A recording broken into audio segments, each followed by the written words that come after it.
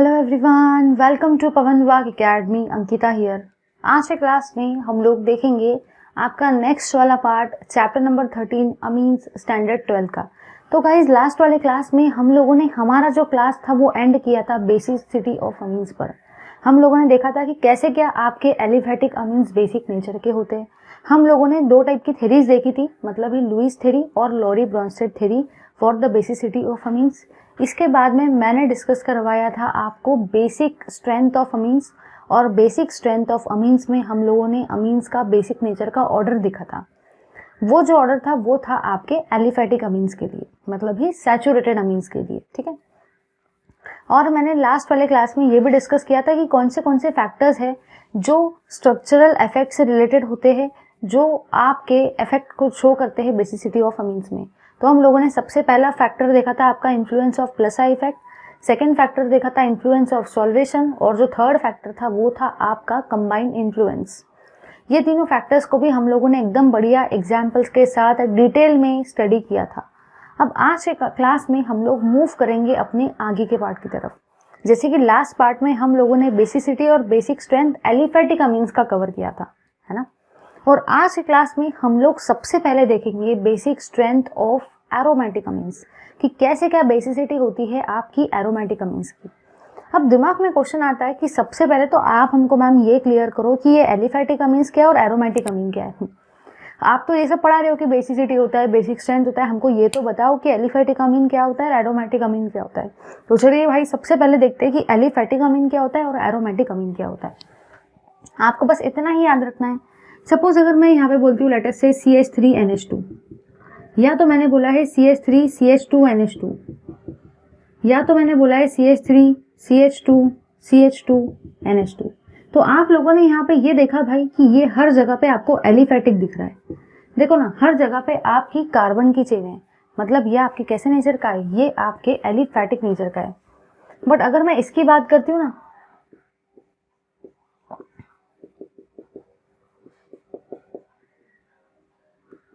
तो ये आपका कैसे नेचर का हुआ, ये आपके एरोमेटिक नेचर का हुआ। तो आपको बस इतना ही याद रखना है कि अगर आपकी कार्बन की चेन आती है, जस्ट कार्बन की चेन, तो ये है आपका एलिफेटिक अमीन। लेकिन अगर आपकी एरोमेटिक रिंग आती है तो आप उसको क्या बोलेंगे, एरोमेटिक अमीन। हम लोगों ने बेसिसिटी इन aliphatic amines already last class में पूरा कंप्लीट कर लिया था, फैक्टर्स भी देख लिए थे।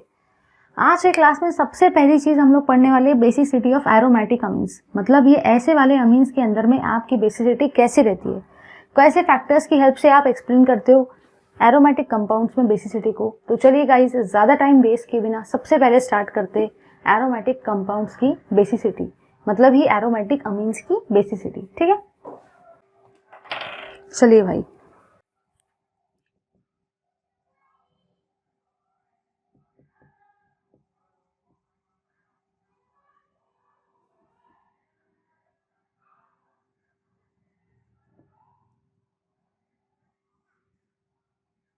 Basicity of aromatic amines. अब सभी लोग यहाँ पे ध्यान से देखेंगे, ठीक है। सबसे पहले मैं एक एरोमेटिक अमीन को कंसिडर कर रही हूँ, ठीक है भाई। सबसे पहले मैंने एक एरोमेटिक अमीन को कंसिडर किया। अब किसी को भी कोई डाउट तो नहीं होगा कि ये कौन सा अमीन है। कुछ लोग सोच में पड़ गए होंगे ये एलिफेटिक अमीन है या एरोमेटिक अमीन है। अरे भाई, टेंशन नहीं लेना। यहाँ पे आपको एरोमेटिक रिंग दिख रही है या नहीं दिख रही है, जल्दी देख के बताओ। यहाँ पे आपको एक एरोमेटिक रिंग दिख रही है, और जब भी आपको एरोमेटिक रिंग दिखती है तो ऐसे कंपाउंड को आप लोग हमेशा क्या बोलते हो, एरोमेटिक कंपाउंड। तो ये आपका क्या हुआ, ये आपका हुआ एरोमेटिक कंपाउंड, ठीक है। अब देखो मैं क्या कर रही हूँ, मैं इसके अंदर में डाल रही हूँ पानी को। ध्यान से देखेंगे सभी लोग, एकदम ध्यान से देखेंगे। मैं इसके अंदर में पानी को डाल रही हूँ। अब पानी के अंदर में तो दो चीजें होती है भाई। पानी के अंदर में कौन सी दो चीजें होती है, पानी के अंदर में एक होती है H+ आयन, और सेकंड होता है आपका OH- आयन। हर किसी को ये चीज बहुत बढ़िया तरीके से पता है कि पानी के अंदर में दो चीजें होती है, एक होती है H+ आयन और एक होती है OH- आयन। अब जैसे कि मैंने आपको लास्ट वाले क्लास में बताया था कि दो टाइप की थ्योरी है बेसिसिटी ऑफ अमीन्स को डिस्कस करने के लिए। पहली थ्योरी थी आपकी लुईस थ्योरी, और सेकंड थी आपकी लॉरी ब्रॉन्स्टेड थ्योरी।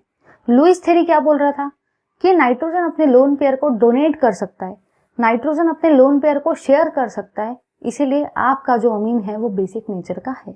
ये आपके लुईस नाम के साइंटिस्ट ने बताया। तो ये थी आपकी Lewis theory of basicity of amine. फिर मैंने आपको लास्ट वाले क्लास में Lowry Bronsted theory of basicity of amine भी बताया था। और Lowry Bronsted theory of basicity of amine क्या बोलता है कि नाइट्रोजन जो है वो H+ आयन को एक्सेप्ट कर सकता है, इसीलिए जो भी आपके अमीन्स होते हैं वो कैसे होते हैं, वो आपके बेसिक नेचर के होते हैं। तो अभी हम लोग जा रहे हैं according to Lowry Bronsted theory. हम लोग लॉरी ब्रॉन्स्टेड थ्योरी को देख रहे हैं, लॉरी ब्रॉन्स्टेड थ्योरी के हिसाब से हम लोग रिएक्शन करवा रहे हैं, क्योंकि लॉरी ब्रॉन्स्टेड थ्योरी जो बोलता है वो ये बोलता है कि कोई भी अमीन अगर H+ आयन को एक्सेप्ट कर सकता है तो वो बेसिक नेचर का है। ये भी H+ आयन को एक्सेप्ट कर सकता है, ये जो है ना ये भी आपके H+ आयन को एक्सेप्ट कर सकता है, इसलिए ये भी कैसे नेचर का होगा, बेसिक नेचर का होगा। चलो इधर देखेंगे, ये है आपकी एरोमेटिक रिंग, हाँ भाई ये एरोमेटिक रिंग है। ये है आपका NH2, हाँ भाई हाँ ये NH2 है। ध्यान से देखना, एकदम ध्यान से देखना भाई। पहले यहाँ पे आपके कितने हाइड्रोजन थे, 2 हाइड्रोजन। अब यहाँ से एक H+ इधर गया, पहले यहाँ पे 2 हाइड्रोजन थे, अब यहाँ से एक H+ इधर गया तो हाइड्रोजन टोटल कितने हो गए, 3। तो यहाँ पे आपके कितने हाइड्रोजन हो जाएंगे, 3। और ये वाला जो पॉजिटिव चार्ज है ये कहाँ पे चल जाएगा, ये चल जाएगा आपके नाइट्रोजन एटम के ऊपर में। तो आपको बस इतना ही याद रखना है भाई, करना कुछ भी नहीं है, आपको बस इतना ही याद रखना है कि यहाँ से H+ आयन यहाँ जा रहा है। अब ये H+ आयन ही क्यों एब्स्ट्रैक्ट कर रहा है, क्यों एक्सेप्ट कर रहा है, क्योंकि लॉरी ब्रॉन्स्टेड थ्योरी कहता है कि अमीन्स जो होते हैं वो H+ आयन को एक्सेप्ट कर सकते हैं, इसीलिए वो बेसिक नेचर के होते हैं। तो ये वाली थ्योरी जो हम लोगों ने लास्ट वाले क्लास में डिस्कस की थी उसी का हम लोग अभी थोड़ा सा यूज कर रहे हैं। यहाँ पे पहले 2 हाइड्रोजन थे, एक हाइड्रोजन यहाँ से यहाँ गया, तो अभी यहाँ पे टोटल कितने हाइड्रोजन हो गए, 3 हाइड्रोजन। ये वाला जो H के ऊपर प्लस साइन था वो इधर चले गया, ठीक है। चलो अब बढ़ते हैं आगे के पार्ट की तरफ। तो यहाँ पे और क्या बचा, यहाँ पे बचा आपका OH- आयन। अब भाई सीधी सीधी बात, H+ इधर गया तो यहाँ पे तो OH- आयन ही बनेगा ना, ठीक है। चलो अब देखो यहाँ पे मैं क्या बोलना चाहती हूँ, यहाँ पे मैं ये बोलना चाहती हूँ कि इसका नाम है एनिलीन, इसको अपन लोग एनिलीन बोलते हैं और इसको अपन लोग बोलते हैं एनिलीनियम, एनिलीनियम आयन, इसको क्या बोलते हैं, एनिलीन। और इससे जो आयन बना है उसको क्या बोलते हैं, एनिलीनियम आयन, ठीक है। इसी को आप लोग कॉन्जुगेट एसिड भी बोल सकते हो, इसी को आप लोग कॉन्जुगेट एसिड भी बोल सकते हो।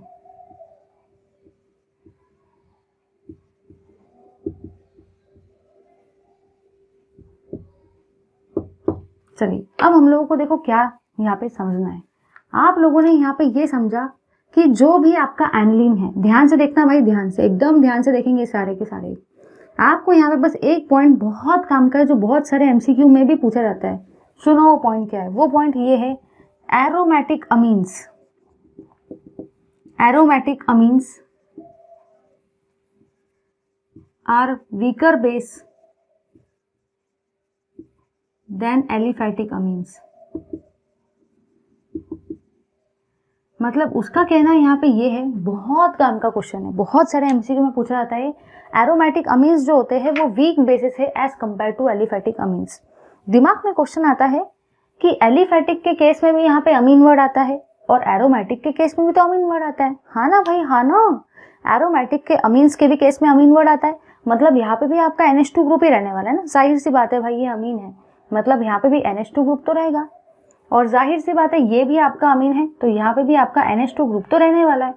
फिर दिमाग में क्वेश्चन आता है कि ऐसा कैसा भाई, अगर दोनों के दोनों अमीन है तो दोनों के दोनों सेम बेस होने चाहिए ना, एक जैसे होने चाहिए, बट ऐसा एक्चुअली होता नहीं है। आप यहाँ ये ऑब्जर्व करते हो कि ये वाला जो अमीन है ना ये एरोमेटिक नेचर का है, और ऐसा बोला जाता है कि एरोमेटिक अमीन जो होते हैं वो कम बेसिक होते हैं, वीक बेसिक होते हैं, लेस बेसिक होते हैं एज कंपेयर टू एलिफैटिक अमीन। सबसे पहला क्वेश्चन ये आता है कि ऐसा हो रहा है तो ऐसा कैसा, जब ये भी अमीन है ये भी अमीन है तो दोनों के दोनों तो इक्वली बेसिक होने चाहिए, लेकिन ऐसा नहीं हो रहा है। यहाँ पे हो क्या रहा है, एरोमेटिक अमीन बहुत कम बेसिक है एज कंपेयर टू एलिफैटिक, बहुत ही वीकर बेस है एरोमेटिक अमीन। ऐसा क्यों, तो अभी हम लोग देख रहे हैं कि ऐसा क्या रीजन है जिसकी वजह से एरोमेटिक अमीन जो है वो इतना कम बेसिक है, ठीक है। तो चलिए देखते हैं reasons why aromatic amine is very weak base, ठीक है। चलिए देखते हैं।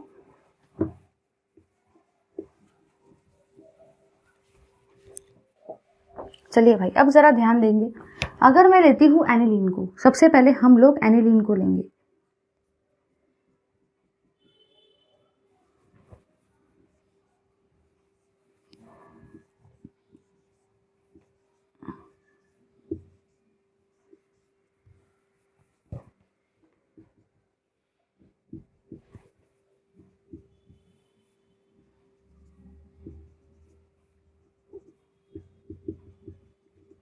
देखो भाई ध्यान से देखेंगे, ध्यान से, यहाँ पे नाइट्रोजन के पास में क्या है, यहाँ पे आपके नाइट्रोजन के पास में है लोन पेयर, है ना। अब जरा ध्यान से सुनो, दिमाग में सबसे पहला क्वेश्चन ये आता है कि मैम यहाँ पे तो इसके अंदर में आपने गोल लगाया और यहाँ पे तो आप लोगों ने ऐसे ऐसे लाइनिंग लगाई है। अरे भाई आपको याद रखना है, आप ये ऐसा गोल भी निकाल सकते हो और आप लोग ये ऐसे लाइनिंग्स भी निकाल सकते हो, कैसे भी चलता है, ऐसा कोई रेस्ट्रिक्शन नहीं है कि ऐसा ही निकालना है तो ही मार्क मिलेंगे। ये दोनों के दोनों एरोमेटिक कंपाउंड को रिप्रेजेंट करते हैं, तो आप ऐसा भी लिख सकते हैं, आप ऐसा भी लिख सकते हैं, ठीक है। अब क्या होता है ना, जब आप लोग रेजोनेंस करवाते हो तो रेजोनेंस करवाते वक्त हमको ऐसा ही लिखना पड़ता है, क्योंकि हम लोगों को बॉन्ड को घुमाना पड़ता है और बॉन्ड को घुमाते वक्त हम लोगों को बॉन्ड सेपरेटेड फॉर्म में चाहिए। इसलिए जनरली जब आप रेजोनेटिंग स्ट्रक्चर करवाते हो तो आप लोग स्ट्रक्चर ऐसा ड्रॉ करते हो। बाकी सभी केसेस में आप स्ट्रक्चर ऐसा ड्रॉ कर सकते हो, क्योंकि ये स्ट्रक्चर बड़ा आसान है, बस अंदर में गोल कर लो, काम खत्म, ठीक है। तो ये स्ट्रक्चर बहुत ज़्यादा आसान है, लेकिन जब भी आप रेजोनेंस करवाते हो तो आप लोग जनरली ऐसा ही स्ट्रक्चर लिखते हो। अब देखो यहाँ पे क्या होगा, एक बार रेजोनेंस को समझते फिर मैं सब समझा के देती हूँ कि ऐसा हो क्यों रहा है कि एरोमेटिक अमीन इतने लेस बेसिक है, ठीक है भाई। अब देखो क्या होगा, ये वाला लोन पेयर इधर आएगा, है ना, तो ये वाला जो आपका बॉन्ड है ये इधर जाएगा, ठीक है। जब ये वाला लोन पेयर इधर आएगा तो आपका ये वाला बॉन्ड इधर जाएगा, ठीक है। चलो वैसा ही करेंगे, ये वाला डबल बॉन्ड इधर आया, ठीक है, तो यहाँ पे आपका प्लस चार्ज आ जाएगा और ये वाला नेगेटिव चार्ज इधर गया। ध्यान से देखना, एकदम ध्यान से, बहुत लोगों को समझ में ही नहीं आता है। देखो ये वाला लोन पेयर इधर आया, इधर डबल बॉन्ड आ गया भाई, ध्यान से देखना। जब ये वाला लोन पेयर इधर से इधर आया ना तो यहाँ पे आपका डबल बॉन्ड बन गया और नाइट्रोजन के ऊपर प्लस साइन आया। नाइट्रोजन के ऊपर प्लस साइन इसलिए आया क्योंकि नाइट्रोजन ने यहाँ पे टोटल 4 बॉन्ड बनाए। देखो 1 2 3 4, और नाइट्रोजन कभी भी टेट्रावैलेंट नहीं हो सकता, वो तो 3 ही बॉन्ड बनाता है, बट यहाँ पे आपके नाइट्रोजन ने 4 बॉन्ड बना लिए, इसलिए नाइट्रोजन के ऊपर कौन सा साइन आ गया, प्लस साइन आ गया। तो बस इतना ही याद रखना है, जब यहाँ से लोन पेयर यहाँ आएगा तो यहाँ पे आपका डबल बॉन्ड बन जाएगा, क्योंकि लोन पेयर ऊपर से नीचे आया है तो डबल बॉन्ड बन गया। नाइट्रोजन ने टोटल 4 बॉन्ड बनाया, इसलिए नाइट्रोजन के ऊपर पॉजिटिव साइन आ गया। अब देखो ये दोनों बॉन्ड को मैंने एज इट इज लिखा, ये दोनों बॉन्ड में कोई भी चेंजेस नहीं है, इनको जैसा थे वैसे उनको लिख दिया, और ये वाला बॉन्ड यहाँ से यहाँ आया। अब देखो और क्या होगा, ये वाला बॉन्ड यहाँ से यहाँ जाएगा तो ये वाला बॉन्ड यहाँ से यहाँ जाएगा। आपको बस इतना ही काम करना है, एक समय पे 2 लोगों को घुमाना है, एक इसको घुमाया दूसरा इसको घुमाया, ठीक है। अब देखो क्या होगा, ध्यान से देखेंगे सभी लोग, एकदम ध्यान से देखेंगे। देखो क्या होगा, ये वाला बॉन्ड इधर जाएगा, ये वाला नेगेटिव चार्ज इधर जाएगा और ये वाला बॉन्ड एज इट इज है। ये वाला जो नेगेटिव चार्ज था ना वो अंदर गया तो यहाँ पे डबल बॉन्ड बन गया। ध्यान से देखो, ये वाला नेगेटिव चार्ज अंदर गया तो यहाँ डबल बॉन्ड बन गया। ये वाला बॉन्ड यहाँ से यहाँ गया तो यहाँ पे नेगेटिव चार्ज आ गया, और ये वाला जो बॉन्ड है वो एज इट इज है, उसको मैंने अभी तक हाथ नहीं लगाया। तो अभी हम लोगों ने क्या किया, इसको यहाँ से यहाँ, इसको यहाँ से यहाँ, और ये एज इट इज। अब देखो क्या होगा, ये वाला बॉन्ड यहाँ से यहाँ जाएगा और ये वाला नेगेटिव चार्ज के फॉर्म में यहाँ पे आएगा, ठीक है, बिल्कुल वैसा ही होगा। ध्यान से देखेंगे एकदम सभी लोग, ये वाला बॉन्ड एज इट इज है, ये वाला जो नेगेटिव चार्ज है वो यहाँ से यहाँ जाएगा और यहाँ पे बॉन्ड बनेगा, और ये वाला जो है ये यहाँ पे जाके इस तरीके से नेगेटिव चार्ज ला देगा। तो करना कुछ भी नहीं है, ये वाला यहाँ से यहाँ गया तो यहाँ पे डबल बॉन्ड आ गया, ये वाला डबल बॉन्ड यहाँ से नेगेटिव चार्ज के फॉर्म में जाएगा, क्योंकि आपको बस इतना ही याद रखना है कि एक समय पे आपको 2 एरो को घुमाने, एक ये, हर जगह पे देखो आपने 2 एरो को ही घुमाया। अब क्या होगा, लास्ट स्टेज में ये वाला बॉन्ड इधर जाएगा और ये वाला इधर जाएगा, ठीक है। एक समय पे हर जगह पे 2 चीजें तो घुमानी है, हर कंडीशन में देखो आपके 2 एरो ही आए हैं, ठीक है। अब देखो यहाँ पे क्या होगा, ये वाला बॉन्ड एज इट इज, ये वाला बॉन्ड एज इट इज, ये वाला नेगेटिव चार्ज इधर जाएगा तो यहाँ पे डबल बॉन्ड आ जाएगा, और ये वाला डबल बॉन्ड जब ऊपर जाएगा तो वहाँ पे नेगेटिव आएगा। ध्यान से सुनना, जब ये वाला डबल बॉन्ड यहाँ से यहाँ जाएगा तो यहाँ नेगेटिव आएगा, नेगेटिव से पॉजिटिव क्या हो जाएगा, कैंसिल हो जाएगा, इसलिए नाइट्रोजन के ऊपर कोई भी चार्ज नहीं आएगा, ठीक है। तो इस तरीके से यहाँ पे ये हुआ आपका रेजोनेटिंग स्ट्रक्चर्स ऑफ एरोमेटिक अमीन। ये स्ट्रक्चर्स को आप लोग बोलते हो resonating structures.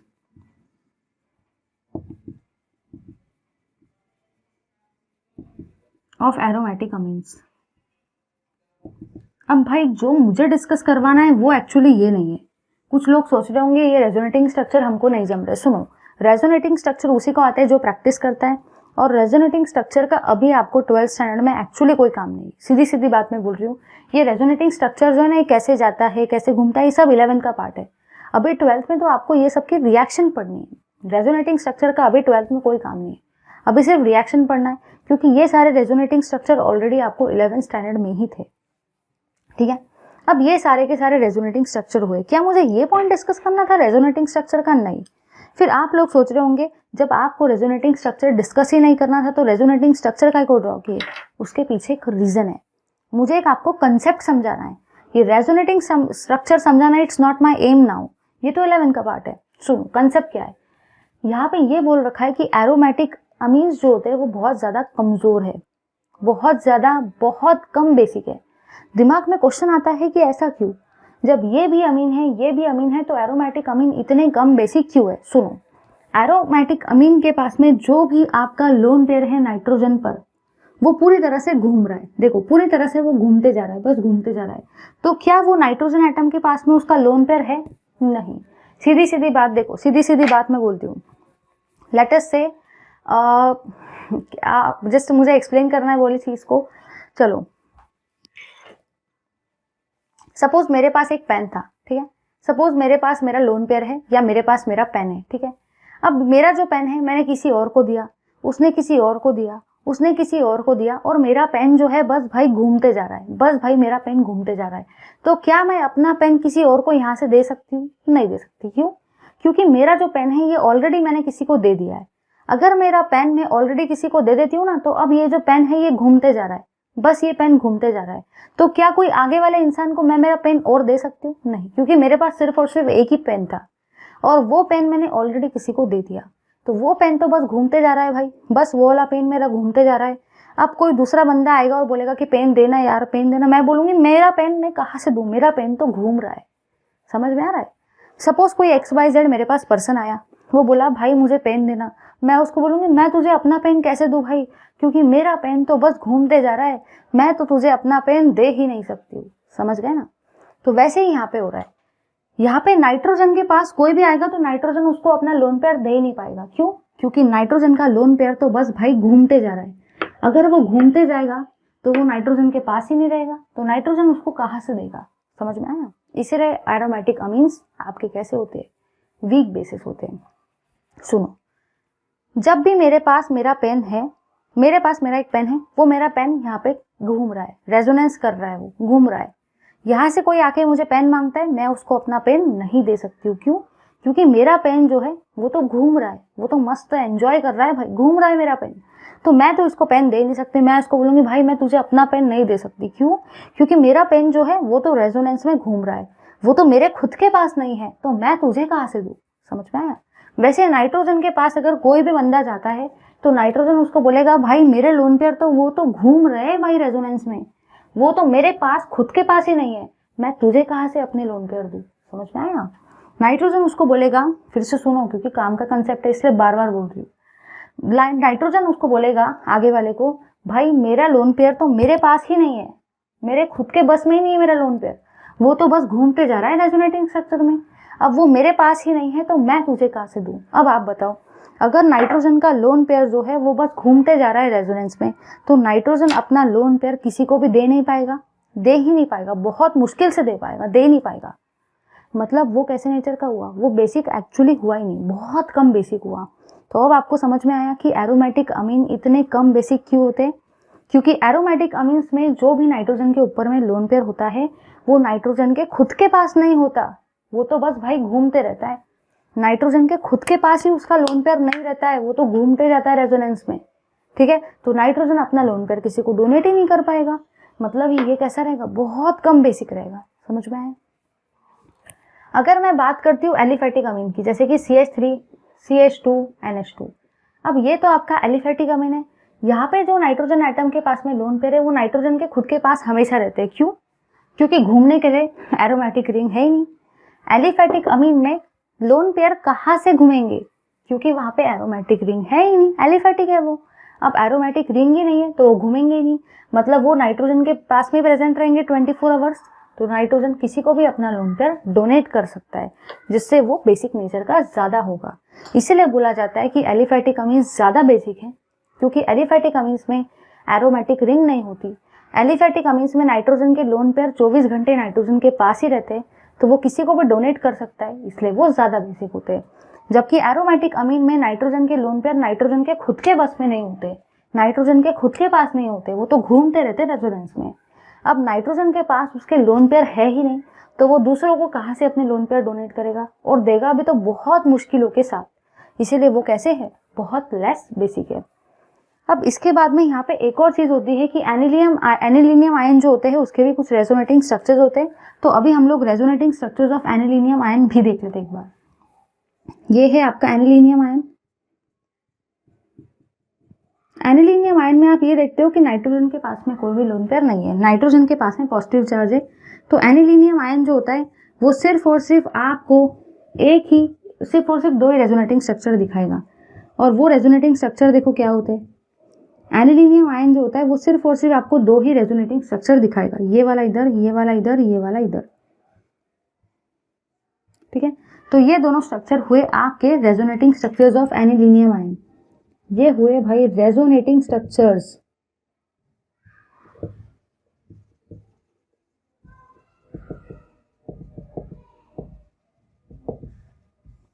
Resonating structure of anilinium ion, ठीक है। आई होप सबको ये पॉइंट क्लियर हो गया।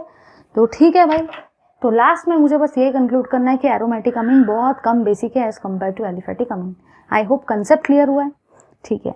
चलो आगे बढ़ते हैं, इससे पहले ले लो इस पार्ट का स्क्रीनशॉट। चलिए भाई, तो यहाँ पे आपका बेसिक नेचर पूरा कंप्लीट होता है, क्योंकि बेसिक नेचर में मैंने आपको basicity of aliphatic amine last वाले क्लास में कराया और अभी एरोमेटिक अमीन कराया। अब हम लोग मूव कर रहे हैं अपने आगे के पार्ट की तरफ, जो कि है लेबोरेटरी टेस्ट फॉर अमीन्स। दिमाग में क्वेश्चन आता है ये लेबोरेटरी टेस्ट क्या चीज़ है, तो एक बार मैं हेडिंग डालती हूँ फिर समझा के देती हूँ। तो सबसे पहली चीज़ जो हम लोग डिस्कस कर रहे हैं ना भाई, वो डिस्कस कर रहे हैं लेबोरेटरी टेस्ट फॉर अमीन्स। हम लोग डिस्कस कर रहे हैं लेबोरेटरी टेस्ट फॉर अमीन्स। इसमें दोनों ही टाइप के अमीन्स हम लोग देखने वाले हैं, एरोमेटिक और एलिफैटिक अमीन। दिमाग में क्वेश्चन आता है ये लेबोरेटरी टेस्ट क्या है। सबको पता है भाई कि दुनिया में जैसे नाम होते हैं वैसे ही काम होते हैं। अब इसका नाम ही है लेबोरेटरी टेस्ट, मतलब ये वाली जो टेस्ट है ये आप लोग केमिकल लैब में करने वाले हो, है ना, क्योंकि ये टेस्ट जो है इसका नाम ही है लेबोरेटरी टेस्ट। अब जैसे नाम वैसे काम, जैसे लोगों के नाम रहते वैसे उनके काम रहते, इसका नाम ही है लेबोरेटरी टेस्ट। लेबोरेटरी टेस्ट भाई मतलब ये जो टेस्ट है ये आप लोग लैब में करेंगे। तो अगर मैंने आपको, सपोज मैं आपके जूनियर कॉलेज के टीचर हूँ और सपोज आप सब मेरे स्टूडेंट्स हो, काश ऐसा होता, तो मैं अगर आपकी जूनियर कॉलेज की टीचर हूँ और आप सब मेरे लैब में आए केमिस्ट्री के, और मैं आप लोगों को बोल रही हूँ चलो भाई आज हम लोग डिटेक्ट करेंगे अमीन्स को, लेबोरेटरी में हम लोग डिस्कस करेंगे, डिटेक्ट करेंगे अमीन्स को। अब मैंने क्या किया, मैंने हर किसी को कुछ थोड़ा थोड़ा कंपाउंड दे दिया, हर बहुत सारे स्टूडेंट सबको थोड़ा थोड़ा इतना इतना कंपाउंड दिया, और मैंने आपको बोला कंपाउंड देकर कि बताओ भाई ये कंपाउंड के अंदर में अमीन है या नहीं है। तो अभी आप लोगों को डिटेक्ट करना है जो कंपाउंड मैंने आप लोगों को दिया उसके अंदर में अमीन है या नहीं है, ठीक है भाई। तो अब आपको अगर डिटेक्ट करना है तो कुछ लोग बोलेंगे अरे उसमें कौन सी बड़ी बात है, मैं खुशबू ले लूंगा और बता दूंगा अमीन है या नहीं है। अरे भाई ये खुशबू वाले तरीके से आप लोग नहीं जान सकते हो, क्यों? उसका रीजन ये, अगर स्मेल लेने गए और कोई कंपाउंड इतने ज्यादा हजार्डियस रहते डायरेक्ट, समझ गए ना, तो स्मेल लेने वाले फिनोमिना से तो आप नहीं जा सकते। कुछ जगह पे स्मेल काम करती है बट हर जगह पे स्मेल काम नहीं करती, क्योंकि स्मेल भी सेम होती है और कभी कभी स्मेल आती नहीं है कंपाउंड्स की। तो आप ओडर के बेसिस पे पूरा ऑब्जर्वेशन नहीं कर सकते। ओडर, हाँ ओडर आप सुन सकते हैं कि ओडर किस टाइप का होगा, लेकिन ओडर के बेसिस पे आप जज करके नहीं बता सकते कि 100% अमीनी है ना। फिर सेकंड तरीका है, कुछ लोग बोलेंगे उसमें क्या है, मैं कलर देख के बता सकता हूँ कि अमीन है या नहीं है। अरे भाई एक जैसे कलर के कितने कंपाउंड होते हैं, तो क्या आप कलर देख के बता देंगे? नहीं नहीं नहीं, आपको तो कंफर्मेशन चाहिए। कुछ लोग बोलेंगे उसमें कौन सी बड़ी बात है भाई, मैं तो साइंटिस्ट हूँ, साइंटिस्ट देख के बता सकता हूँ कि हाँ ये अमीन है या नहीं है, क्योंकि मुझे सब पता होता है, ऐसा भी नहीं चलेगा। तो आपको कुछ ना कुछ टेस्ट तो चाहिए भाई, जो टेस्ट करके आप 100% कंफर्मिटी के साथ बता सको कि हाँ मेरे कंपाउंड में अमीन है या हाँ मेरे कंपाउंड में अमीन नहीं है। समझे या नहीं समझे? तो वो होती है आपकी लेबोरेटरी टेस्ट। काश ऐसा होता मैं आपकी टीचर होती जूनियर कॉलेज की और आप मेरे स्टूडेंट होते और आप ये लेबोरेटरी टेस्ट को कंफर्म करके मुझे बताते थे कि हाँ मैम ये टेस्ट मेरे इसमें हो रही है और मेरा कंपाउंड जो है उसके अंदर अमीन है।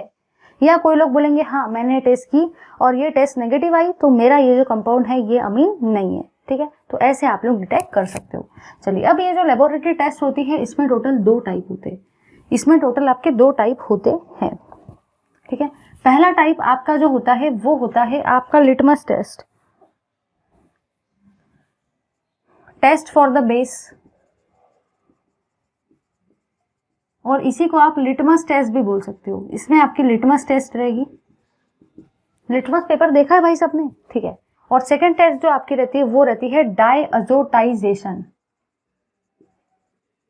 सेकंड टेस्ट जो रहेगी ना, सेकंड टेस्ट आपकी रहती है डायअज़ोटाइजेशन टेस्ट और डायअज़ोटाइजेशन रिएक्शन। इसी को आप लोग ऑरेंज डाई टेस्ट भी बोलते हो। इसी को आप लोग ऑरेंज डाई टेस्ट भी बोलते हो। तो आप लोगों ने यहाँ ये जाना भाई कि जो भी आपकी लेबोरेटरी टेस्ट होती है मीन्स की उसमें टोटल 2 टाइप्स है। एक ही लेबोरेटरी टेस्ट नहीं, वैसे तो बहुत सारी है, लेकिन आपके 12th के सिलेबस में 2 ही लेबोरेटरी टेस्ट है। पहला है लिटमस टेस्ट और टेस्ट फॉर द बेस, और सेकंड है आपका डायअज़ोटाइजेशन रिएक्शन और ऑरेंज डाई टेस्ट। तो चलिए भाई, अभी हम लोग ज़्यादा टाइम वेस्ट किए बिना डिस्कस करते हैं अपने टेस्ट फॉर बेसिस और लिटमस टेस्ट को। सबसे पहले ध्यान देना भाई, एकदम ध्यान से सुनेंगे सारे के सारे। चलिए देख रहे हैं भाई, टेस्ट फॉर द बेस सबसे पहले डिस्कस कर रहे हैं, टेस्ट फॉर द बेसिस, और इसी को आप लोग बोल सकते हो लिटमस टेस्ट। और उसके बाद में फिर ये वाले टेस्ट को डिस्कस करेंगे। ठीक है, अब देखो यहाँ पे क्या होगा। सबसे पहले सभी लोग मेरे लैब में आए। सबसे पहले मैंने सभी को अमीन दिया। ध्यान से देखेंगे भाई, ये है आपका अमीन, ये आपका क्या है, ये है आपका अमीन। इस अमीन के अंदर में सबसे पहले देखो आप लोगों ने क्या डाला। इस अमीन के अंदर में आप लोग डालने वाले हो HCl को। और ये जो HCl है ना, ये है आपका स्ट्रॉन्ग मिनरल एसिड। HCl जो है वो कैसा है भाई, स्ट्रॉन्ग मिनरल एसिड है। और ये जो है ना, ये है आपका अमीन। ठीक है, अब देखो यहाँ पे होगा क्या। मैंने सबसे पहले अमीन लिया, उसके अंदर में क्या डाला, स्ट्रॉन्ग मिनरल एसिड, मतलब ही HCl डाला। अब देखो यहाँ पे क्या होता है, ध्यान देना भाई, ध्यान से देखेंगे सभी लोग। क्या होगा, ये नाइट्रोजन है, सबसे पहले इसको एज इट इज लिखेंगे। नाइट्रोजन के पास 3 बॉन्ड है, 3 बॉन्ड को भी एज इट इज लिखेंगे। अब ये जो लोन पेयर है ना, ये H के पास जाएगा और H के साथ में बॉन्ड बनाएगा। ठीक है, और यहाँ पे आपका आएगा Cl माइनस और ये रहेगा आपका H प्लस। ठीक है, तो ये आपका कुछ इस तरीके से बॉन्ड बनता है। ये है ना, ये बना है आपका सॉल्ट ऑफ अमोनियम क्लोराइड, या तो आप इसको एक और बोल सकते हैं सब्स्टिट्यूटेड अमोनियम क्लोराइड। तो ये है आपका अमोनियम क्लोराइड का सॉल्ट।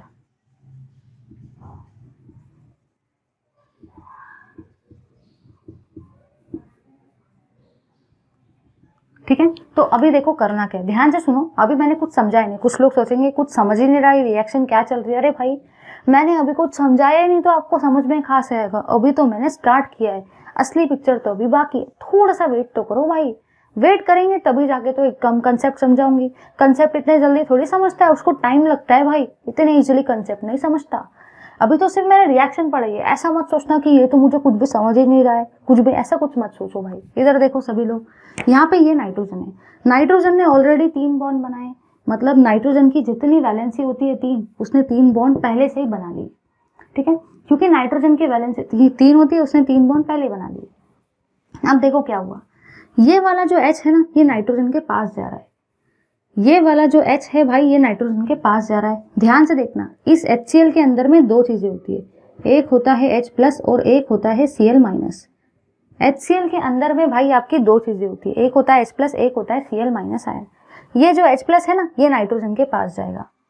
जब ये H प्लस नाइट्रोजन के पास जाएगा तो ये वाला H प्लस आ गया इधर, और ये वाला Cl माइनस भी आ गया। तो अगर अभी आप लोग ध्यान से देखते हो तो यहाँ पे नाइट्रोजन ने टोटल बॉन्ड कितने बनाए, अगर आप लोग ध्यान से देखते हो ना भाई, मैं इसको प्रॉपरली लिख के आपको समझा के देती हूँ। अगर आप लोग ध्यान से देखते हो तो अभी आपके नाइट्रोजन ने टोटल 4 बॉन्ड बनाए, 1 2 3 4। नाइट्रोजन की वैलेंसी 3 होती है, 3 है, बट नाइट्रोजन ने अभी टोटल 4 बॉन्ड बनाए, है ना, तो उसकी वैलेंसी बढ़ गई। इसलिए उसके ऊपर कौन सा चार्ज आया, इसलिए उसके ऊपर आया पॉजिटिव चार्ज, और पॉजिटिव के बाजू में कौन सा चार्ज होता है, नेगेटिव चार्ज। तो ये हुआ सॉल्ट, क्योंकि जैसे सॉल्ट होता है उसमें प्लस माइनस दोनों चार्ज होते हैं, NaCl KCl देखो, Na plus Cl minus ion देखो, वैसे ये भी आपका सॉल्ट है। अब देखो क्या होगा, सबसे काम की बात ये है कि जब आप इस सॉल्ट को यहाँ से यहाँ लेके आएंगे, एक बार अपन रिएक्शन को समझते हैं फिर मैं फिनोमिना को समझाती। कुछ लोग सोचेंगे कि पहले तो हमको अरे भाई रुको तो सही, एक बार रिएक्शन तो कंप्लीट होने दो। ये आपका स्टेप नंबर 1 है। अब अपन लोग स्टेप नंबर 2 को डिस्कस कर रहे हैं, देखेंगे कि स्टेप नंबर 2 क्या कहता है। जो भी चीज आपकी स्टेप नंबर 1 में बनी आप उसको पकड़ के लेके आ गए स्टेप नंबर 2 में। ये बना था, इसको मैं लेके आ गई। देखो, जो भी चीज आपकी स्टेप नंबर 1 में बनी उसको मैं स्टेप नंबर 2 में लेके आ रही हूँ, ठीक है। अब इसके अंदर में देखो मैं क्या डालूंगी, इसके अंदर में मैं डालूंगी NaOH को। NaOH जो होता है ये है आपका स्ट्रॉन्ग बेस। NaOH क्या है, NaOH है आपका स्ट्रॉन्ग बेस। और ये वाली चीज क्या है, ये तो अमोनियम क्लोराइड का सॉल्ट ही है आपका।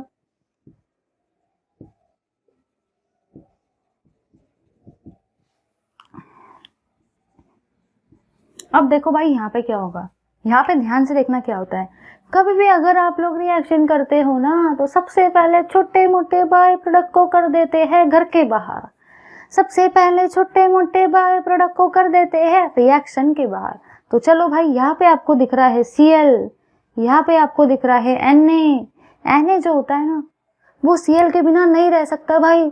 Na और Cl एक दूसरे से बहुत लव करते हैं, इसलिए यहाँ पे सबसे पहले आपका क्या निकलेगा, NaCl सबसे पहले बाहर निकलेगा। उसका सबसे बड़ा रीजन यहाँ ये है क्योंकि Na बोलता है Cl मैं तेरे बिना नहीं रह सकता, Cl बोलता है Na मैं भी तेरे बिना नहीं रह सकती हूँ। इस हम दोनों एक दूसरे को बहुत लव करते हैं, इसलिए NaCl सबसे पहले घर के बाहर। अब देखो क्या होगा, यहाँ पे है आपका H, यहाँ पे है आपका OH। H कहता है OH मैं तेरे बिना नहीं रह सकता। H और OH दोनों पानी बना के घर के बाहर निकल जाते हैं भाई। निकल गए पानी बना के बाहर। पहले रिएक्शन को समझो, मैंने कंसेप्ट अभी तक समझाया नहीं, रिएक्शन ही समझा रही हूँ फिलहाल। सबसे पहले Na और Cl घर के बाहर हो गए क्योंकि ये दोनों एक दूसरे के साथ बहुत लव करते थे। अब H और OH बोले हम दोनों मिलके पानी बना लेंगे, तो ये दोनों ने भी पानी बना लिया। अब यहाँ पे बचा क्या, अब यहाँ पे आपका यही वाला तो पार्ट बचा, इसको लिख देंगे भाई। ये आपका वापिस से अमीन बन गया।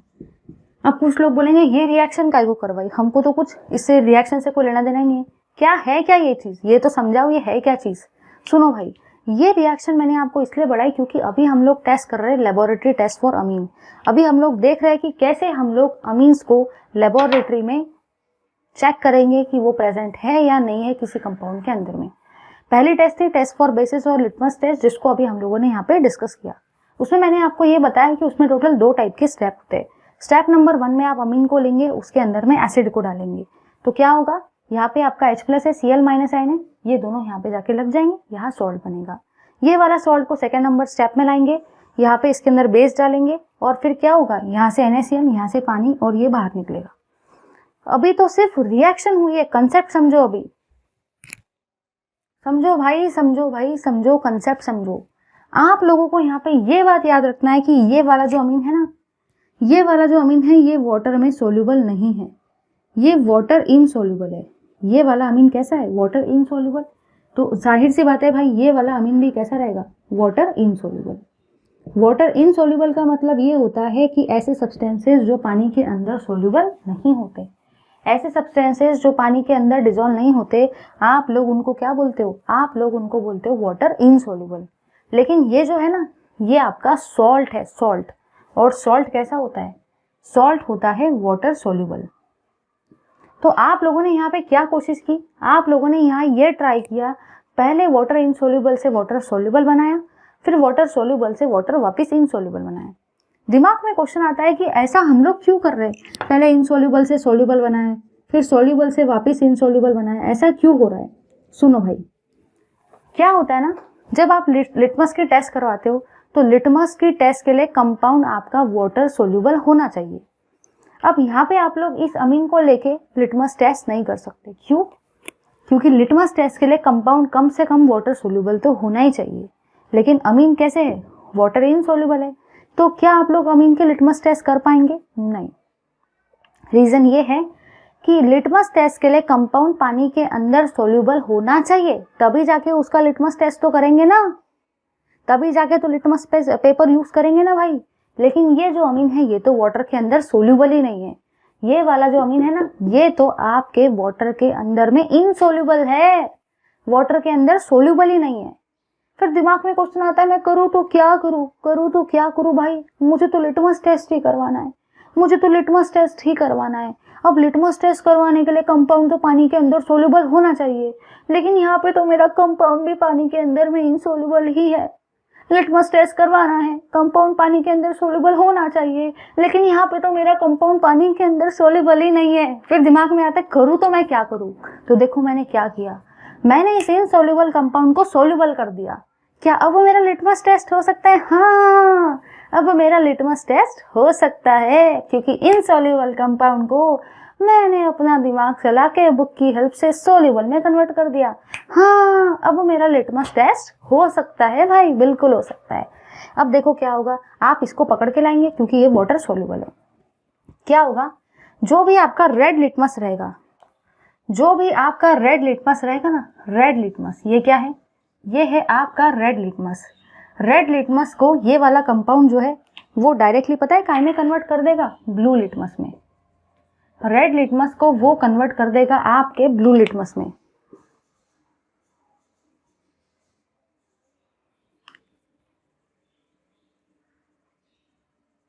रेड लिटमस कन्वर्ट हो गया ब्लू लिटमस में, और किसने कन्वर्ट किया, ये वाले कंपाउंड ने। ये वाला जो आपका सॉल्ट था ना, ये वाला जो आपका सॉल्ट था ना, इसने आपके रेड लिटमस को ब्लू लिटमस में कन्वर्ट किया। क्यों, इसने क्यों किया? दिमाग में क्वेश्चन आता है, ये अमीन ने क्यों नहीं किया, ये वाले सॉल्ट ने क्यों किया? क्योंकि लिटमस टेस्ट तो वाटर सोल्यूबल ही दिखाते हैं। अब ये अमीन तो भाई वाटर इनसोल्यूबल है, तो क्या ये लिटमस टेस्ट शो करेगा? नहीं। इसलिए मैंने क्या किया, मैंने जुगाड़ किया। और जुगाड़ क्या था, मैंने वाटर इनसोल्यूबल को ही वाटर सोल्यूबल में कन्वर्ट कर दिया। तो ये मेरा जुगाड़ काम दे गया भाई। और अब ये वाटर सोल्यूबल से मैं लिटमस टेस्ट करवा सकती हूँ। इसलिए मैं अमीन से नहीं करवा सकती थी, मैं इससे करवा सकती हूँ। क्यों? क्योंकि ये वाटर सोल्यूबल है। तो अब ये लिटमस टेस्ट शो करेगा।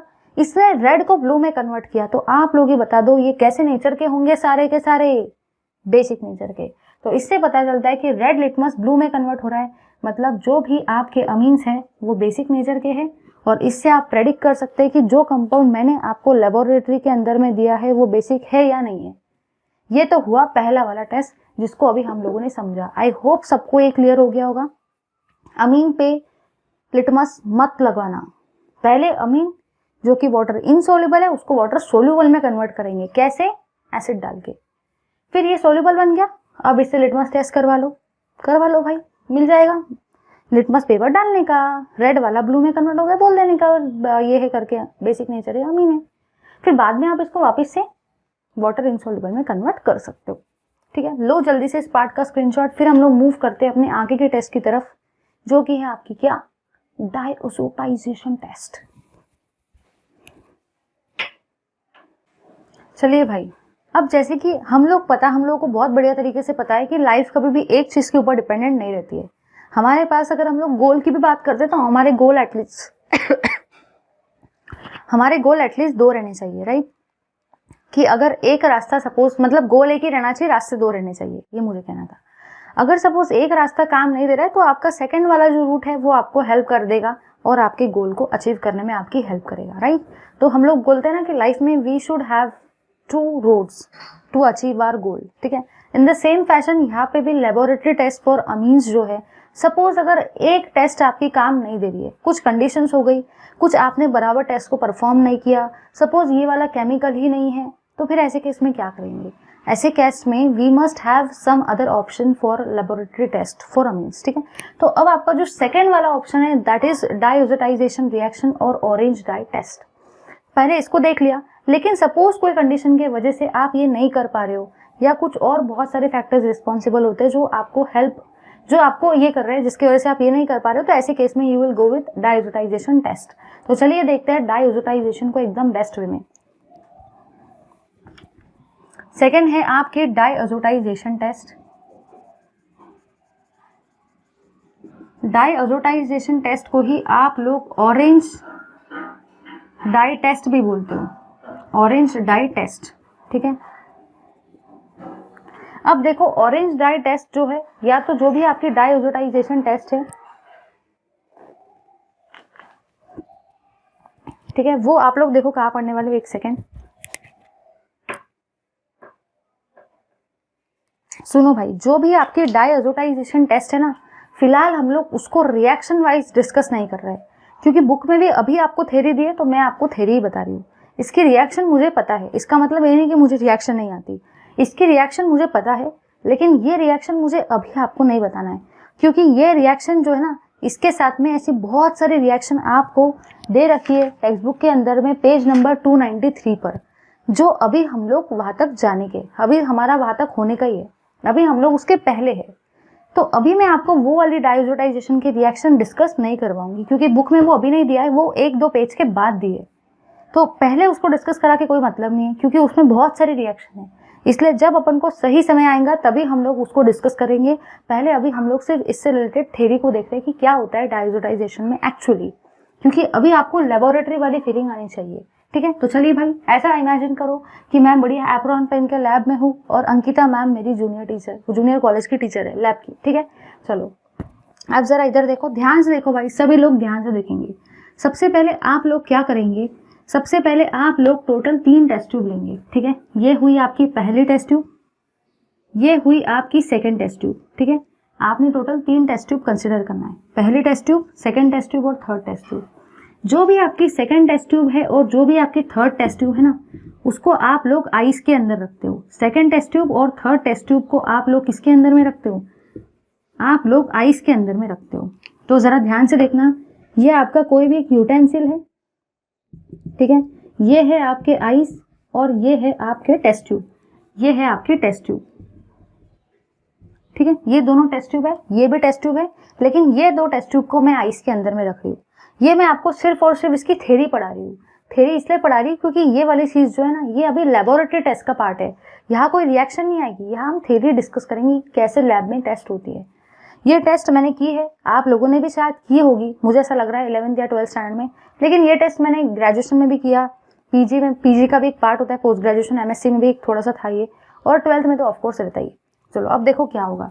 सबसे पहले वाले टेस्ट ट्यूब में आप लोग क्या करेंगे, सबसे पहले वाले टेस्ट ट्यूब में आप लोग लेंगे अमीन को। सबसे पहले वाले टेस्ट ट्यूब में आप लोगों ने क्या लिया, पहले वाले टेस्ट ट्यूब में आप लोगों ने लिया अमीन को। ठीक है भाई, मैंने अमीन को लिया और इस अमीन के अंदर में मैं डाल रही हूँ डाइल्यूट HCl को। तो पहले वाले टेस्ट ट्यूब में आपको क्या करना है, पहले वाले टेस्ट ट्यूब में आप अमीन को लेंगे और उस अमीन के अंदर में आप लोग किसको डालेंगे, डाइल्यूट HCl को। ठीक है, अब इसको अच्छे से शेक करेंगे, अच्छे से मिलाएंगे। फिर ये वाली जो टेस्ट ट्यूब है ना, इस टेस्ट ट्यूब को अब आपको क्या करना है मैं बताती हूँ। यहाँ पे जो आपकी सेकंड नंबर की टेस्ट ट्यूब है, ये हुई आपकी टेस्ट ट्यूब नंबर 1। ठीक है, ये हुई आपकी टेस्ट ट्यूब नंबर 2 और ये हुई आपकी test tube number 3। Test tube number 2 में आप लोग जो लेते हो वो लेते हो आप लोग NaNO2। ठीक है, टेस्ट ट्यूब नंबर 2 में आप लोगों ने लिया है NaNO2 और टेस्ट ट्यूब नंबर 3 में आप लोगों ने लिया है बीटा नैप्थॉल। ठीक है, तो आपको बस इतना याद रखना है कि पहले टेस्ट ट्यूब में डाइल्यूट HCl प्लस अमीन लिया है, सेकेंड टेस्ट ट्यूब में NaNO2 लिया है और थर्ड टेस्ट ट्यूब में बीटा नैप्थॉल लिया है। अब दिमाग में क्वेश्चन जो आता है ना, वो ये आता है, बड़ा क्वेश्चन एक परेशान कर रहा है। क्वेश्चन ये आता है भाई कि पहले टेस्ट ट्यूब को तो आपने ऐसे ही रखा और ये दोनों टेस्ट ट्यूब को बर्फ के अंदर क्यों रखा भाई, आइस के अंदर क्यों रखा, क्योंकि ये दोनों जो अभी हम लोग रिएक्शन करवाने वाले हैं ना, ये दोनों रिएक्शन 0 डिग्री सेल्सियस पे ही होती है। ये दोनों जो आपकी रिएक्शन रहेगी वो ऑकर होती है ओनली एट 0 डिग्री सेल्सियस। अब मुझे 0 डिग्री सेल्सियस चाहिए, तो क्या वो 0 डिग्री सेल्सियस ऐसे मुझे मिल जाएगा, 0 डिग्री सेल्सियस ऑन हो जाओ, ऐसा थोड़ी होने वाला है। वहां पे आपको आइस को रखना पड़ेगा, आइस को रखने के बाद ही वहां पे reaction condition 0 degree Celsius maintain करना पॉसिबल होगा। इसीलिए मैंने इन दोनों को आइस में रखा, इसको आइस में रखने का कोई भी नीड नहीं है। अब आप लोग इसको अच्छे से शेक करेंगे, अमीन के अंदर में आपने डाइल्यूट HCl को डाला, अच्छे से उसको हिलाएंगे। अगर मैं सच में रहती थी ना आपकी जूनियर कॉलेज की टीचर, बहुत बढ़िया तरीके से एक्सपेरिमेंट करवाया होता था। आप उसको शेक करेंगे, ठीक है, अच्छे से। फिर ये जो शेक करी हुई पार्ट है, इसको आप इसके अंदर डालेंगे NaNO2 के अंदर में, इसको भी अच्छे से शेक करेंगे, लेकिन आइस के अंदर ही रख के शेक करना, आइस के बाहर मत निकालना, क्योंकि आपको 0 डिग्री सेल्सियस टेम्परेचर मेंटेन रखना है। आप इसको शेक करेंगे अच्छे से ऐसे ऐसे। फिर ये वाली जो चीज़ है ना, इसको आप धीरे धीरे ड्रॉप बाय ड्रॉप इसके अंदर डालेंगे, ड्रॉप बाय ड्रॉप डालेंगे, ये पूरी चीज़ को इसके अंदर डालेंगे, मतलब ये दोनों को इसके अंदर डालेंगे, फिर ये तीनों को ड्रॉप बाय ड्रॉप इसके अंदर डालेंगे, ये दोनों को इसके अंदर NaNO2 के अंदर, फिर ये तीनों जब मिल जाएंगे तो इनको शेक करेंगे, फिर ड्रॉप बाय ड्रॉप इसके अंदर डालेंगे। तो आप यहाँ ये देखेंगे कि पूरा का पूरा आपका ऑरेंज डाई फॉर्म होगा। यहाँ पे आपका पता है क्या फॉर्म होता है, यहाँ पे आपका पूरा का पूरा ऑरेंज डाई फॉर्म होगा टेस्ट ट्यूब 3 में, ऑरेंज डाई। तो अगर ऑरेंज डाई बना तो आप लोग कंफर्मिटी के साथ बोल देंगे हाँ मेरे कंपाउंड में अमीन है, मेरे कंपाउंड में अमीन है। लेकिन अगर यहाँ ऑरेंज डाई फॉर्म नहीं हुआ तो आप लोग क्या बोलेंगे, मेरे कंपाउंड में अमीन नहीं है, मेरे कंपाउंड में अमीन नहीं है। समझ गए सभी लोग? तो बस याद रखेंगे, पहले टेस्ट ट्यूब में अमीन प्लस डाइल्यूट HCl अच्छे से शेक करेंगे और फिर उसको पोर करेंगे टेस्ट ट्यूब नंबर 2 में। टेस्ट ट्यूब नंबर 2 में NaNO2 है। अब ये दोनों इसके अंदर मिल जाएंगे, फिर ये तीनों को अच्छे से मिलाएंगे, फिर ड्रॉप बाय ड्रॉप बीटा नेफ्टॉल के अंदर में डालेंगे। ये ड्रॉप बाय ड्रॉप मैंने किया था इसलिए मैं बता रही हूँ, एकदम से मत डालना, ड्रॉप बाय ड्रॉप डालो तो आपको देखने को मिलता है कैसे रिएक्शन हो रही है। अगर एकदम से पलटाएंगे तो वो रिएक्शन एकदम से हो जाएंगी, कुछ समझ में नहीं आता है। बट अगर आपने ड्रॉप बाय ड्रॉप डाला ना, इतना बढ़िया वहाँ पे एकदम इतना बढ़िया फ्लोरोसेंस टाइप का आपको देखने को मिलता है, बहुत ही मस्त। ये पूरा ऐसा क्लाउड्स टाइप अंदर में फॉर्म होते हैं, बहुत ही क्लासिक होता है वो। ठीक है, यहाँ पे फिर आपका ऑरेंज डाई बनता है, लेकिन ये दोनों 0 डिग्री सेल्सियस पे ही होने चाहिए। ठीक है, तो ये हुआ आपका ऑरेंज डाई टेस्ट। देखो डायजोटाइजेशन टेस्ट तो है, रिएक्शन में समझाने वाली हूँ आगे के पार्ट में, लेकिन ऑरेंज डाई टेस्ट इसलिए क्योंकि अगर ऑरेंज डाई बना तभी जाके अमीन प्रेजेंट रहेगा। लो भाई, इसे इस पार्ट का सभी लोग स्क्रीनशॉट मूव करते हैं हम लोग हमारे आगे के पार्ट की तरफ। अब सुनो भाई, ये चैप्टर की देखो सबसे बड़ी स्पेशलिटी क्या है। आपके ये चैप्टर की जो स्पेशलिटी है वो ये है कि इस चैप्टर में टोटल 3 टाइप के अमीन्स आपको है। देखो अमीन्स में टोटल 3 टाइप होते हैं, प्राइमरी, सेकेंडरी और टर्शरी। और यहाँ पे इस चैप्टर की जो सबसे बड़ी स्पेशलिटी है ना, वो देखो क्या है, वो ये है कि इस चैप्टर में आपको 3 टाइप के हॉफमैन रिएक्शन पढ़ना है। पहला है आपका Hofmann bromamide degradation. Hofmann bromamide degradation ये है आपकी पहली रिएक्शन जो आपको इस चैप्टर में पढ़नी है। सेकेंड रिएक्शन जो आपको इस चैप्टर में पढ़नी है वो है Hofmann exhaustive alkylation. Hofmann exhaustive alkylation. और थर्ड वाली रिएक्शन जो आपको इस चैप्टर के अंदर में पढ़नी है ना भाई, वो पता है क्या है, हॉफमैन एलिमिनेशन। अब कुछ लोगों को पता है क्या लगता है, कुछ लोगों को लगता है कि ये जो तीनों के तीनों हॉफमैन के रिएक्शन है ये तीनों के तीनों सेम है। बट ऐसी भूल गलती से भी मत करना, समझने में ऐसी भूल गलती से भी नहीं होनी चाहिए। याद रखना है भाई कि अमीन्स में 3 टाइप के हॉफमैन अलग अलग रिएक्शन है। एक है हॉफमैन ब्रोमा अमाइड डिग्रेडेशन जो कि अलग है, एक है हॉफमैन एग्जॉस्टिव अल्काइलेशन जो कि कंप्लीटली डिफरेंट है उससे, और तीसरी है हॉफमैन एलिमिनेशन जो कि और भी अलग है। ये तीनों सेम नहीं है। अब सुनो इधर, ये तीनों में से एक रिएक्शन पेपर में 101% आएंगी 3 मार्क के लिए। एक तो ये आएगी, या तो ये आएगी, या तो ये आएगी, बट एक रिएक्शन तो 100% आएगी। मैं मेरा नाम लिख देती हूँ यहाँ पे, मैं यहाँ पे मेरी साइन कर देती हूँ। अगर आपको ऐसा लगता है तो मैं यहाँ पे अपनी साइन कर देती हूँ भाई, लिख के दे दी हूँ कि ये तीनों में से एक रिएक्शन तो 101% आना ही है पेपर में। एक तो आएगा हॉफमैन ब्रोमा अमाइड डिग्रेडेशन, या तो आएगा हॉफमैन एग्जॉस्टिव अल्काइलेशन, या तो आएगा आपका हॉफमैन एलिमिनेशन। बट ये तीनों में से, समझ गए ना, एक तो रिएक्शन पेपर में 101% आएगी। तो हॉफमैन ब्रोमा अमाइड डिग्रेडेशन जो है वो मैं आपको लास्ट टू लास्ट वाले क्लास में पढ़ा चुकी हूँ, ये अपना ऑलरेडी हो गया था। आज के क्लास में अभी हम लोग सबसे पहले डिस्कस कर रहे हैं हॉफमैन एग्जॉस्टिव अल्काइलेशन को। क्या डिस्कस कर रहे हैं भाई, हॉफमैन एग्जॉस्टिव अल्काइलेशन अभी हम लोग डिस्कस कर रहे हैं। ठीक है, तो हॉफमैन ब्रोमा अमाइड डिग्रेडेशन को मैंने लास्ट वाले क्लास में डिस्कस किया। ठीक है, हॉफमैन एग्जॉस्टिव अल्काइलेशन को मैं अभी डिस्कस कर रही हूँ, और हॉफमैन एलिमिनेशन को अपन लोग नेक्स्ट वाले क्लास में डिस्कस करेंगे। बोल रही हूँ, बार बार बोल रही हूँ, साइन करके दे रही हूँ, 101% यहाँ से एक पेपर में आएगा। पिछले साल के 15 साल के पेपर उठा के देखो, मैंने सारे पेपर उठा के देखी हूँ, इसलिए इतने कॉन्फिडेंटली बता रही हूँ भाई। ये वाली जो रिएक्शन है ना, ये वाली रिएक्शन तो 101% आपको आनी ही है। ठीक है, चलिए देखते हैं ये वाली रिएक्शन को, हॉफमैन एग्जॉस्टिव अल्काइलेशन। चलिए भाई इधर देखेंगे, सभी लोग इधर ही ध्यान से देखेंगे। भाजपा मैंने ऑलरेडी बता दिया, बहुत इंपॉर्टेंट है। चलिए डिस्कस कर रहे हैं अपनी सेकंड नंबर की हॉफमैन वाली रिएक्शन, जो कि है आपकी Hofmann exhaustive alkylation. Hofmann exhaustive alkylation, Hofmann exhaustive alkylation, इसी को आप लोग अल्काइलेशन ऑफ अमीन भी बोलते हो, इसी को आप लोग अल्काइलेशन ऑफ अमीन भी बोलते हो। तो याद रखना है, हॉफमैन एग्जॉस्टिव अल्काइलेशन को अल्काइलेशन ऑफ अमीन भी बोलते हैं। अगर ये पेपर में आएगा तो 3 मार्क के लिए ही आएगा। 3 हॉफमैन में से 1 हॉफमैन तो आएगा। आप सोचो भाई, 3 मार्क के लिए अगर मैं आपको 3 रिएक्शन बोल रही हूँ और लिख के दे रही हूँ कि 1 रिएक्शन आएगी, तो क्या आप लोग इतना नहीं कर सकते अपने बोर्ड के पेपर के लिए? आखिरी भाई 3-3 मार्क का सवाल है, 3 रिएक्शन है, तीनों को पढ़ डालो, 1 तो आने ही वाली है। लिख के दे रही हूँ भाई मैं, कभी कभी 2 भी आ जाती है। ठीक है, अब जरा इधर देखो क्या होता है। इसका नाम है एग्जॉस्टिव और है अल्काइलेशन। अल्काइलेशन का मतलब ये होता है कि addition of alkyl group. Alkyl group को आपको ऐड करना है। अगर आप अल्किल ग्रुप को ऐड करते हो तो उसी को आप अल्काइलेशन बोलते हो। लेकिन यहाँ पे क्या है? एग्जॉस्टिव। एग्जॉस्टिव का मतलब होता है आखिरी तक। एग्जॉस्टिव का मतलब ही क्या होता है? एग्जॉस्टिव का मतलब होता है आखिरी तक आपको अल्काइलेशन करवाना है। ठीक है, हॉफमैन नाम के साइंटिस्ट ने बताया, तो भाई हॉफमैन नाम के साइंटिस्ट ने अगर बताया तो हॉफमैन का नाम तो लेना ही पड़ेगा ना। तो हॉफमैन नाराज हो जाएगा, वो बोलेगा यार मेरी रिएक्शन पढ़ रहा है लेकिन मेरा नाम नहीं लिया, ऐसा तो नहीं चलेगा भाई। समझ गए ना?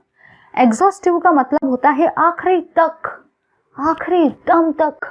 ठीक है, और अल्काइलेशन का मतलब भी क्या होता है? Addition of alkyl group, addition of alkyl group, addition of R. ठीक है, चलो इधर देखेंगे सारे के सारे, एकदम ध्यान से देखो। सबसे पहले आप लोग लेंगे आपके प्राइमरी अमीन को, ये है आपका प्राइमरी अमीन। इस प्राइमरी अमीन के अंदर में आप लोग डालेंगे आपके अल्किल हैलाइड को। प्राइमरी अमीन के अंदर में आप लोगों ने क्या डाला? प्राइमरी अमीन के अंदर में आप लोगों ने डाला आपके अल्काइल हैलाइड को। ठीक है, अब देखो यहाँ पे क्या होगा। होगा क्या? बस भाई होगा और कुछ नहीं, समझा के देती हूँ, 2 मिनट रुको। अपन इसको RX ऐसा लिखते हैं। देखो यहाँ पे क्या होगा। सबसे पहले आप लोग छोटे मोटे बाय प्रोडक्ट को कर देंगे घर के बाहर। सबसे पहले आप लोग छोटे मोटे बाय प्रोडक्ट को घर के बाहर करेंगे। आपने यहाँ से HX को बाहर निकाल दिया। ठीक है, अब देखो क्या होगा। ये है आपका R, ये है आपका N, ये है आपका H, और ये H के जगह पे क्या आ जाएगा? ये H के जगह पे आपका आ जाएगा R। ठीक है, ध्यान से देखो, करना कुछ भी नहीं है, बस देखो ध्यान से देखते जाओ, करना कुछ भी नहीं है। सबसे पहले यहाँ से H और यहाँ से X, HX बन के बाहर निकल गए। अब ये वाले R को आपने ये H के जगह पे लगा दिया, करना कुछ भी नहीं था। ये वाले R को आपने ये वाले H के जगह पे लगा दिया। अब क्या होगा? कुछ लोग सोचेंगे बस हो गया, रुक जाओ यहाँ पे।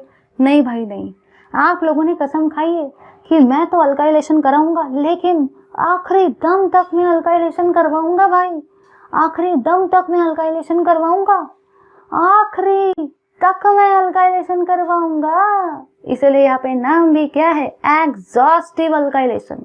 यहाँ पे आप लोग स्टॉप नहीं हो सकते। क्यों? क्योंकि आखिरी तक अल्काइलेशन करवाना है। समझो भाई, समझो उस चीज को। अब देखो क्या होगा। फिर से उसके अंदर में आप लोग क्या डालेंगे? फिर से उसके अंदर में आप लोग डालेंगे अल्काइल हैलाइड। यहाँ से निकलेगा आपका H, यहाँ से निकलेगा आपका X। सबसे पहले आपका HX बाहर हो जाएगा। अब देखो क्या होगा। ये है आपका R, ये है आपका N, ये है आपका R, ये तो एज इट इज है RNR RNR। ठीक है, इसको मैंने एज इट इज लिखा। अब ये वाला जो H है इसके जगह पे क्या आ जाएगा? इसके जगह पे R आ जाएगा। ठीक है, तो पहले मैंने यहाँ से H और यहाँ से X को बाहर निकाला तो HX बाहर निकल गया। ये माइनस है, माइनस HX बाहर निकल गया। ठीक है, अब क्या हुआ? ये वाला जो R था ये H के जगह पे आ गया। अब आपने फिर से उसके अंदर में अल्काइल हैलाइड डाला। क्यों? क्योंकि आपने कसम खाई है कि मैं आखिरी दम तक अल्काइलेशन करवाऊंगा, मैं आखिरी तक अल्काइलेशन करवाऊंगा भाई। अब देखो क्या हुआ। यहाँ से X, यहाँ से H, HX बन के बाहर निकल गए। ये वाला जो R था ये H की जगह पे आ गया। ठीक है भाई, आ गया। अब सुनो, ध्यान से सुनो। कुछ लोग सोचते हैं कि बस हो गया ना, खत्म हो गया, लेकिन सुनो भाई, यहाँ पे देखो क्या होगा। फिर से आप लोग डालेंगे इसके अंदर में अल्किल हैलाइड। फिर से आप लोगों ने क्या डाला? Alkyl halide. अब यहाँ पे कहीं पे भी आपको हाइड्रोजन दिख रहा है?